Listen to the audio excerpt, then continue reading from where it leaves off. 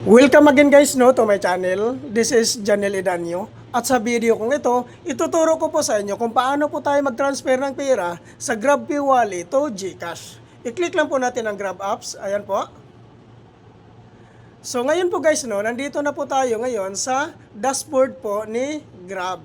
So ang gagawin po natin dito guys, i-click lang po natin ito guys, ang nakalagay na payment sa baba. So, ayan po guys, So, kung napapansin natin dito guys, meron pong laman po yung GrabPay wallet po natin guys, So, ngayon po, ang susunod po natin gagawin, dito po sa baba, makikita natin cash in, scan and pay, then transfer. Siyempre guys, magta-transfer po tayo ng pera po, papunta po sa GCash po natin. So, i-click po natin yung transfer. So ayan po guys, kung napapansin nyo po, nandyan na po yung GCash number ko po. Dahil po nakapag-transfer na po ako dati, kaya nag-reflect na po dyan yung GCash number ko po.